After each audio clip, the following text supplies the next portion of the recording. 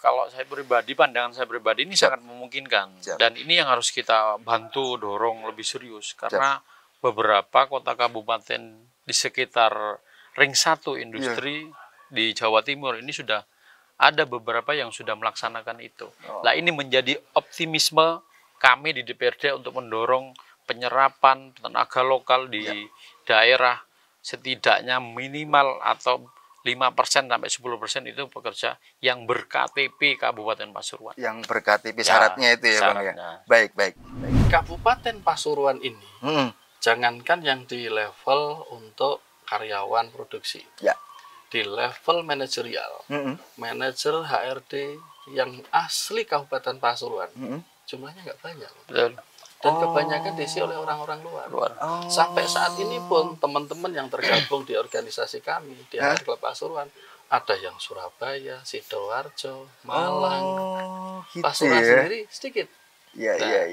Jadi kalau misalkan SDM yang ada di Pasuruan sendiri sudah mumpuni, sudah cukup untuk memenuhi kualifikasi itu, nggak perlu ngimpor, Pak. Betul. Sumber daya di sini itu luar biasa. Nah, sinergi-sinergi yang akan dimunculkan ke depan seperti apa, Pak? Yang pasti hari ini komunikasi dan hubungan kami antar legislatif dan eksekutif ini sangat baik, Pak.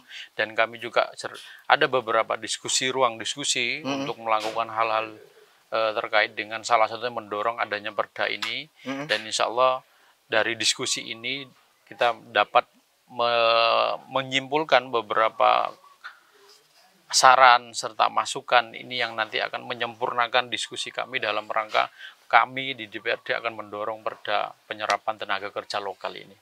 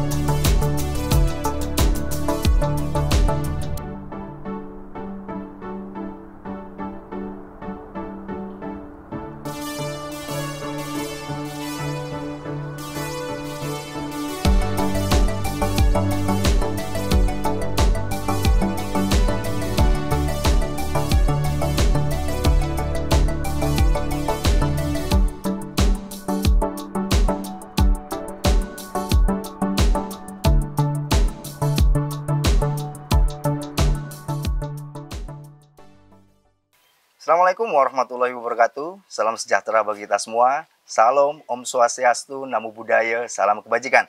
Jumpa lagi bersama saya, Randy Nukoramanda, di program Gebrakan Wakil Rakyat Jawara, Jagongan Wakil Rakyat DPRD Kabupaten Pasuruan. Bertempat di Cafe Tuan Muda Kabupaten Pasuruan, saya akan membahas mengenai sebuah ironi yang terjadi di Kabupaten Pasuruan. Seperti kita ketahui, Kabupaten Pasuruan adalah pusat industri dan banyak ribuan industri yang tersedia di kabupaten ini. Namun sayangnya, hanya sedikit tenaga kerja lokal yang terserap.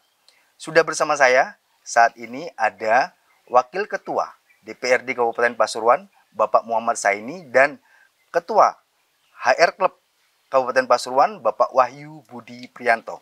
Langsung saja kita sapa keduanya. Selamat siang, Pak. Selamat siang, Pak Wahyu. Pak, langsung saja ke Pak Zaini mungkin.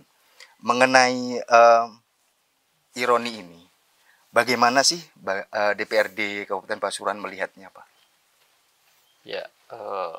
Yang pasti terima kasih atas pertanyaannya dan diskusi pada Jawara hari ini, yaitu Jagongan Wakil Rakyat, yang hari ini dengan mengangkat tema bagaimana peluang tenaga kerja muda Pasuruan.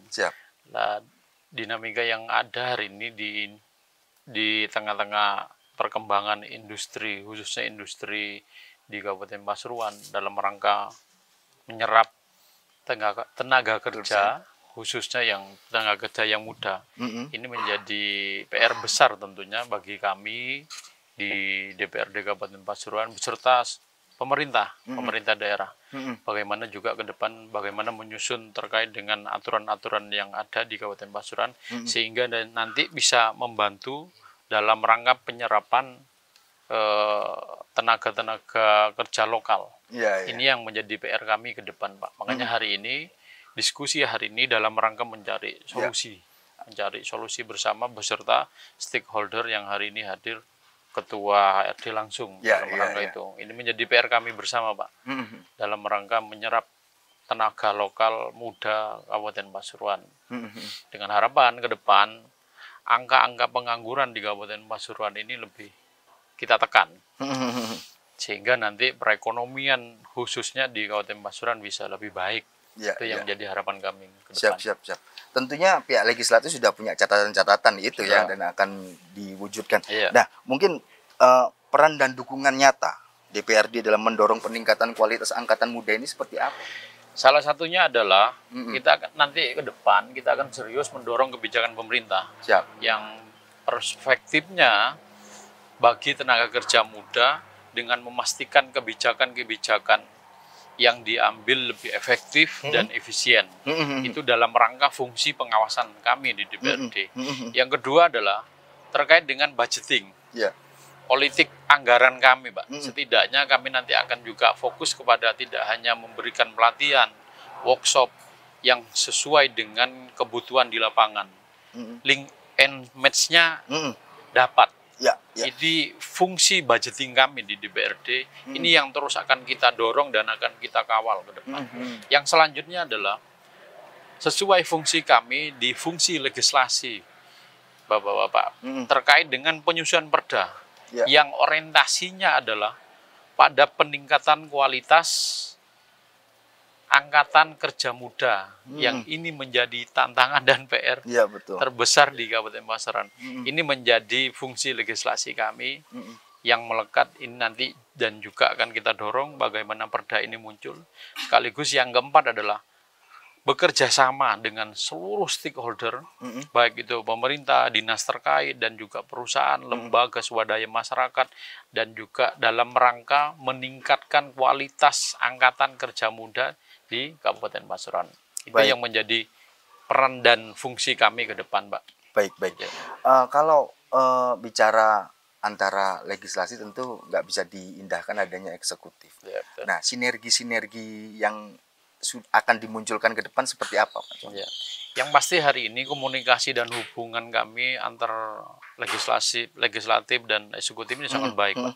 Dan kami juga ada beberapa ruang diskusi untuk melakukan hal-hal terkait dengan salah satunya mendorong adanya perda ini. Dan insya Allah dari diskusi ini kita dapat menyimpulkan beberapa saran serta masukan ini yang nanti akan menyempurnakan diskusi kami dalam rangka kami di DPRD akan mendorong perda penyerapan tenaga kerja lokal ini. Baik, Pak Zaini kan sebagai perwakilan fraksi PDIP di Kabupaten Pasuruan. Nah, mungkin menurut Bang Zaini pribadi, apa sih tantangan terbesar para generasi muda di Kabupaten Pasuruan untuk menghadapi dunia kerja yang kompleks ini menurut? Tantangannya yang beberapa kali saya amati secara pribadi, tantangannya adalah kesiapan kita secara SDM. Ini PR kita bersama, bagaimana juga menyiapkan secara soft skill, hard skill, dan juga etos kerja SDM kita nanti yang akan kita bangun dan seriusi bersama dalam rangka menyiapkan tenaga kerja muda sehingga nanti di dunia perusahaan, di dunia tenaga kerja ini sudah siap dan mampu. Itu PR kami, pandangan kami. Baik, kalau melihat bicara tadi soal etos kerja, skill, dan lain sebagainya, berarti perlu ada sebuah sekolah vokasi mungkin. Dan itu link and match-nya gabung sama pelaku usaha. Nah, menurut Bang Zaini seperti apa? Ini yang akan kami lakukan pasca diskusi hari ini, makanya ruang-ruang dan ruang-ruang yang vokasi seperti yang akan kita fasilitasi dan kita dorong. Siap. Untuk bagaimana juga memberikan pendampingan dan solusi, setidaknya mengedukasi tenaga-tenaga muda di Kabupaten Pasuruan, setidaknya sebelum mereka ikut ataupun masuk di dunia kerja perusahaan sudah siap dalam rangka itu, menyiapkan tenaga kerja yang baik. Baik, kalau untuk melihat, kita bicara mengandai-andai ya, mungkin dimungkinkan tidak kemungkinan ada legislasi yang mewajibkan setiap pelaku usaha industri itu benar-benar menyerap tenaga lokal yang baru lulus, misal fresh graduate di Kabupaten Pasuruan. Memungkinkan tidak pembentukan legislasi itu? Kalau saya pribadi, pandangan saya pribadi ini sangat memungkinkan. Dan ini yang harus kita bantu dorong lebih serius, karena beberapa kota kabupaten di sekitar ring 1 industri di Jawa Timur ini sudah ada beberapa yang sudah melaksanakan itu. Nah, ini menjadi optimisme kami di DPRD untuk mendorong penyerapan tenaga lokal di daerah, setidaknya minimal atau 5% sampai 10% itu pekerja yang ber-KTP Kabupaten Pasuruan. Yang ber-KTP syaratnya itu ya Bang ya. Baik. Makin menarik nih Bang. Saya mohon izin geser ke Pak Wahyu Budi Priyanto ya, sebagai Ketua HR Club Kabupaten Pasuruan, Pak. Mengenai perspektif pelaku industri, tentu kan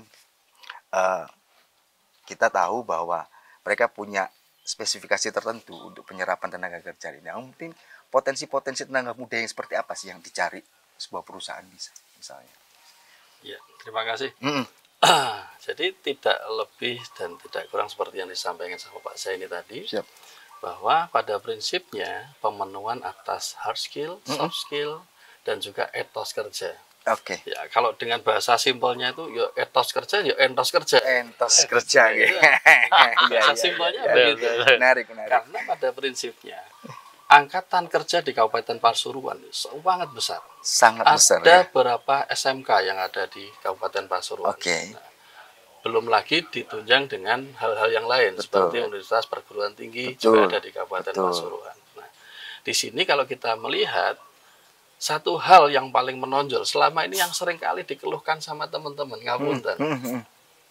Ketika entah itu sebutan dengan warga setempat, warga lokal, penduduk sekitar ataupun akamsi. Iya, akamsi. Betul. Nah, pada saat ketika mereka itu sudah masuk di dunia pekerjaan di sebuah perusahaan, terkadang itu mentalnya yang masih belum siap untuk bersaing. Tantangan utamanya itu ya. Karena merasa usaha itu orang sini kalau ada apa pasti prioritas. Nanti kalau misalkan ada masalah, saya tinggal ke Pak Kasun, ke Pak. Merasa paling warlock paling lokal. Iya. Padahal di sisi yang lain, ketika sudah masuk di dunia industri, kompetensilah nanti yang akan berbicara. Baik. Kedisiplinan kerjanya. Kemudian inovasi, kreativitas ketika dalam pekerjaan, itu nanti akan menjadi penilaian. Nah, masalah-masalah ini adalah masalah klasik sebenarnya. Ya. Kenapa kalau saya melihat di Kabupaten Pasuruan ini, jangankan yang di level untuk karyawan produksi, di level manajerial, manajer HRD yang asli Kabupaten Pasuruan, jumlahnya nggak banyak. Betul. Dan kebanyakan diisi oleh orang-orang luar. Sampai saat ini pun teman-teman yang tergabung di organisasi kami di HR Club Pasuruan, ada yang Surabaya, Sidoarjo, Malang, Pasuruan sendiri sedikit. Iya. Jadi kalau misalkan SDM yang ada di Pasuruan sendiri sudah mumpuni, sudah cukup untuk memenuhi kualifikasi itu, nggak perlu ngimpor. Betul. Sumber daya di sini itu luar biasa, besar sekali. Betul. Cuman yang menjadi masalah utama adalah secara mental itu tadi. Nah, hal ini tentunya tidak bisa hanya sekedar disikapi oleh sepihak saja. Kalau kami selaku pelaku industri curhat ya hanya sekedar curhat.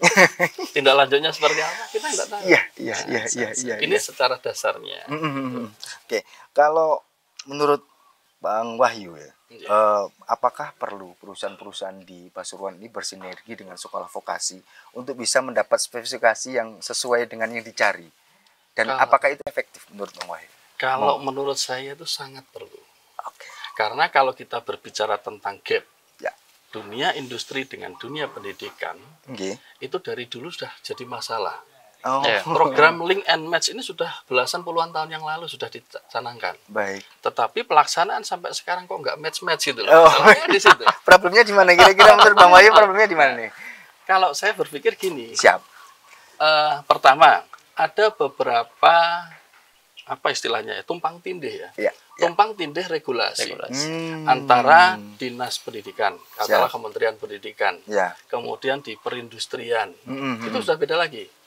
Istilah pemagangan, kalau dulu di SMK ada PSG, itu kan semuanya sudah masuk ke dalam program vokasi.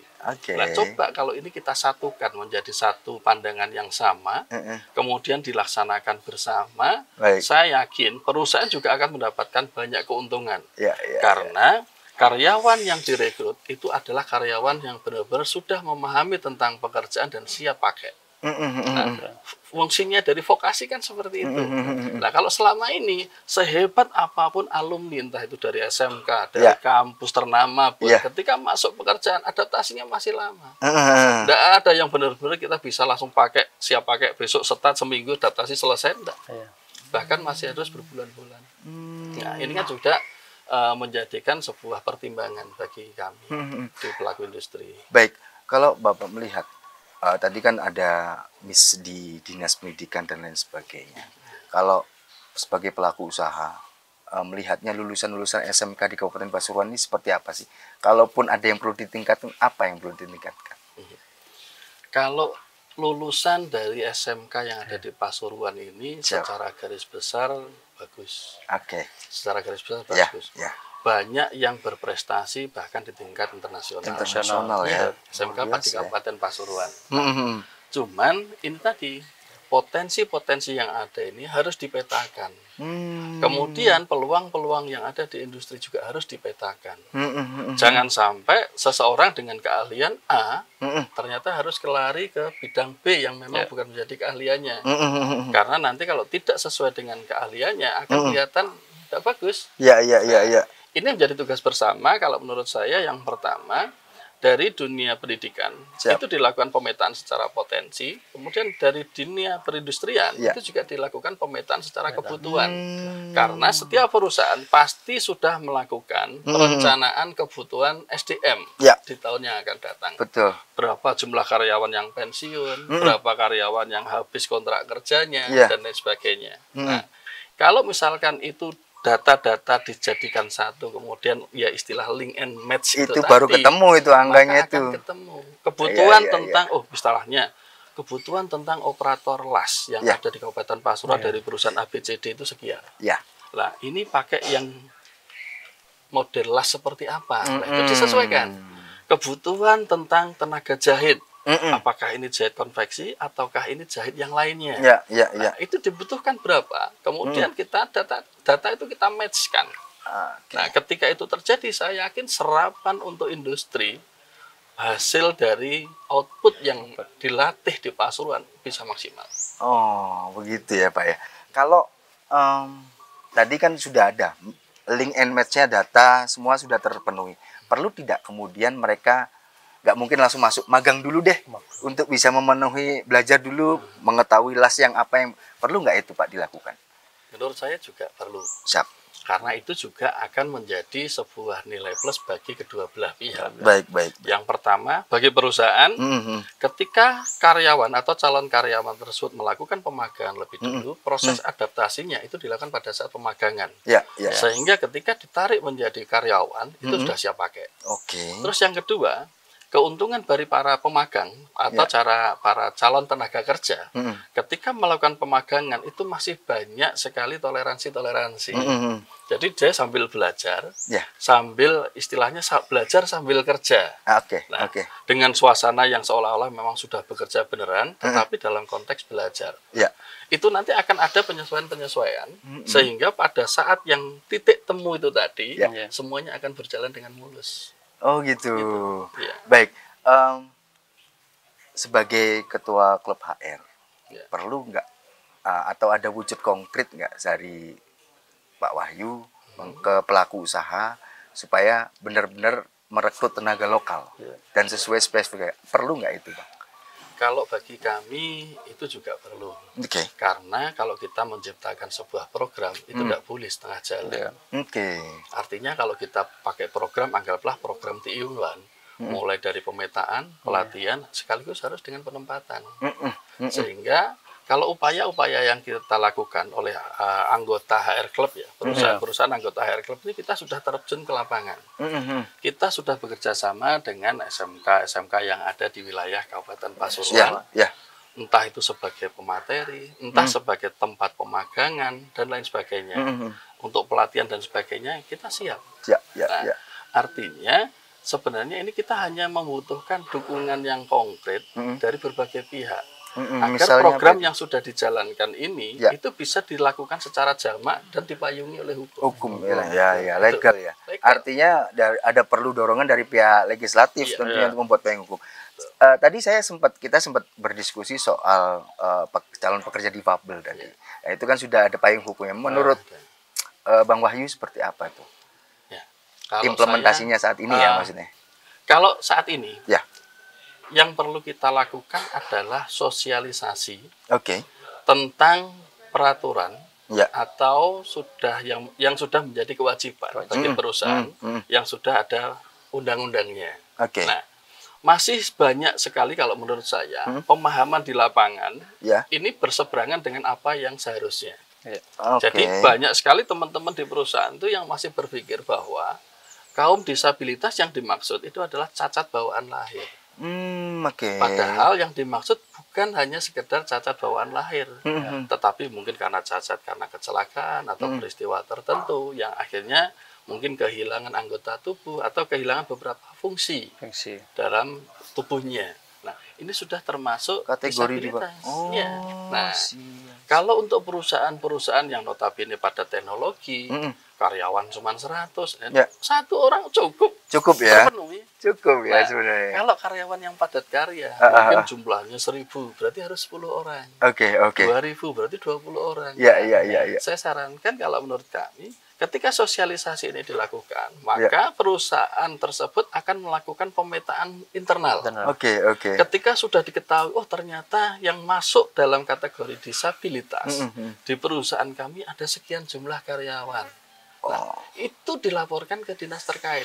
Dinas tenaga kerja ya dalam hal ini ya.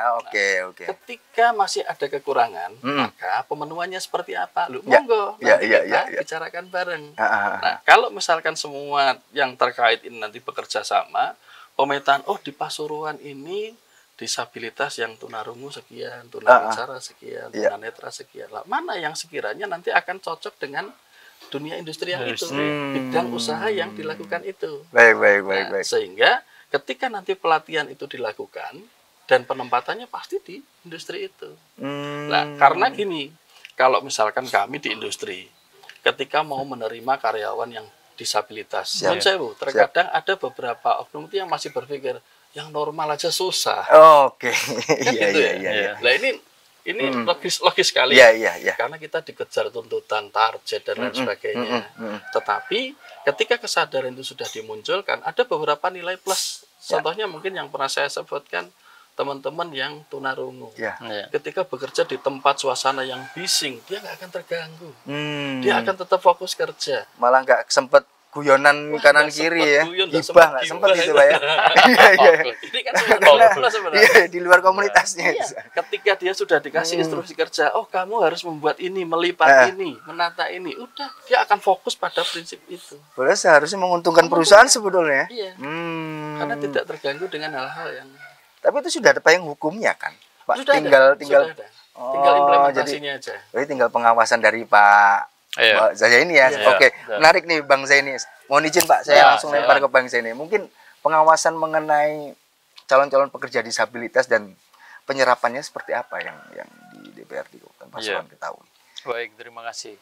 Yang pasti saya apresiasi ya yang disampaikan Pak Wahyu, karena ini langkah awal yang perlu dilakukan ke depan adalah bagaimana menyebarluaskan, dalam artian mensosialisasikan peraturan undang-undang ketenagakerjaan ini, karena ada beberapa mungkin yang saya lihat, saya pandang ini ada yang belum mengerti tentang hal ini dan belum memahami secara detail aturan ini, yang pada intinya di aturan Undang-Undang Ketenagakerjaan itu wajib disabilitas ini 1% di setiap perusahaan. Artinya setiap 100 pekerja itu ada satu orang yang wajib diikutsertakan sebagai karyawan dari disabilitas. Ya. Ini yang nanti yang akan kita lakukan. Makanya diskusi sama Ketua HRD ini sangat berarti bagi kami. Setidaknya dari diskusi ini kita juga hal yang penting yang akan kita lakukan awal adalah bagaimana mensosialisasikan Undang-Undang Ketenagakerjaan yang 1% ini wajib ibarat berasal dari disabilitas. Itu nanti yang akan kita lakukan untuk awal. Yang kedua adalah kita akan melihat Pak dan mendampingi terus sejauh mana dari sosialisasi outputnya ini apakah benar-benar berjalan, bergerak seperti apa. Ini yang akan kita dampingi selalu agar undang-undang ini juga berjalan di lingkungan industri, khususnya itu. Nah, kalau tadi kan sudah disabilitas, sudah ada payung hukumnya. Mungkin kan juga tenaga lokal itu dibikinkan payung hukum seperti itu juga. Maksudnya pelaku usaha juga punya persentase harus merekrut sekian. Gitu. Mungkin kan tidak itu Bang dilakukan. Kalau saya memandang itu perlu dan mungkin penting bagaimana penyerapan tenaga lokal ini juga harus memiliki prioritas kuota lah setidaknya seperti itu dalam rangka menyerap tenaga lokal ini yang harus kita dorong ke depan setidaknya melalui Perbup, peraturan bupati ataupun setidaknya ada perda. Ini yang akan kita bantu, kita diskusikan, kita dorong agar apa? Agar tenaga kerja di Kabupaten Pasuruan khususnya tenaga disabel dan tenaga kerja muda ini bisa terserap dengan baik. Ya. Kalau melihat tadi kan saya merasa nih pribadi, saya merasa perlu adanya kolaborasi antara DPRD dan HR Club kayaknya. Karena HR Club perlu payung, ini yang pihak legislatif yang kemudian menyetujuinya kan gitu ya Pak ya. Nah mungkin sebelum saya tutup, saya mohon izin ke Bang Zaini dan Bang Wahyu minta waktu 2 menit untuk memberikan harapan, saran, tips kepada generasi muda khususnya di Kabupaten Pasuruan supaya benar-benar terserap ke pelaku usaha di Kabupaten Pasuruan. Monggo Bang Zaini dulu. Ya, terima kasih. Yang pasti saran saya kepada seluruh anak-anak muda yang nantinya akan berkecimpung di dunia industri. Orang Medan mengucap horas, suaranya merdu terdengar jelas. Ayo pemuda tingkatkan kualitas agar rezeki melekat tidak sekedar melintas. Mantap. Itu dari saya pesan-pesan kepada teman-teman anak-anak muda di Kabupaten Pasuruan biar setidaknya meningkatkan kualitas SDM dan etos kerjanya agar ke depan siap menyerap tenaga kerja lokal. Mantap. Baik, Bang Wahyu, monggo silakan kameranya. Iya. Untuk generasi muda di Kabupaten Pasuruan, ketika kalian sudah mengenali dan memahami potensi yang ada dalam diri, kejar sesuai dengan cita-cita, sesuai dengan potensimu. Tetapi di luar sana banyak yang belum paham tentang dirinya sendiri, belum mengenali potensi dirinya sendiri, maka jangan pernah pilih-pilih pekerjaan pertama. Yang ada, jalankan, lakukan, dan belajarlah secepat mungkin. Maka jenjang karirmu bisa ditingkatkan. Mantap, terima kasih Bang Zaini dan Bang Wahyu. Mohon izin saya tutup. Tribuners, itu tadi bincang santai saya bersama Wakil Ketua DPRD Kabupaten Pasuruan, Bapak Muhammad Zaini, dan Ketua HR Klub Kabupaten Pasuruan, Bang Wahyu Budi Priyatno. Semoga bisa diambil pesan dan manfaatnya. Saya Randy Kuramanda, pamit. Assalamualaikum warahmatullahi wabarakatuh. Waalaikumsalam warahmatullahi wabarakatuh.